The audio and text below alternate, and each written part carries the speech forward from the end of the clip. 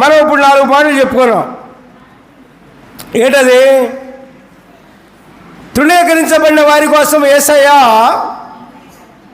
తృణీకరించబడ్డాడు.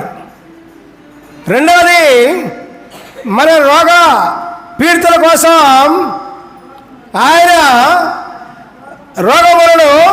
మన రోగములను భరించాడు. రెండవది. మూడవది, అందరికీ కూడా సమాధానకరమైన జీవితం రావటానికి ఆయన సమాధానార్థమైన శిక్షను ఆయన అనుభవించాడు. నాలుగవది, అన్యాయంగా తీర్పు పొందిన వారి కోసము ఆయన అన్యాయపు తీర్పు పొందాడండి. దేవునికి స్తోత్రం, హల్లెలూయా, ప్రైజ్ ది లార్డ్.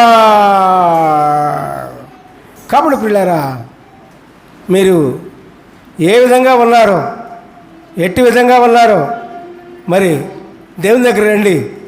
ఎటువంటి అన్యాయంగా ఉన్నా, సమాధానం లేకుండా ఉన్నా, రోగ పీడితులై ఉన్నా, ఎటువంటిగా ఉన్నా, ఎంతటి పరిస్థితిలో ఉన్నా మీరు దేవుని దగ్గరికి వస్తే అప్పుడు ఇవన్నీ కూడా విమోచించబడతాయి.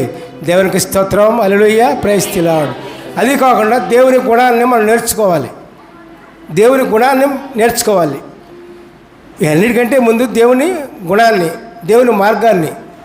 అర్థమైందా? Hallelujah, praise the lord, praise the lord, praise the lord.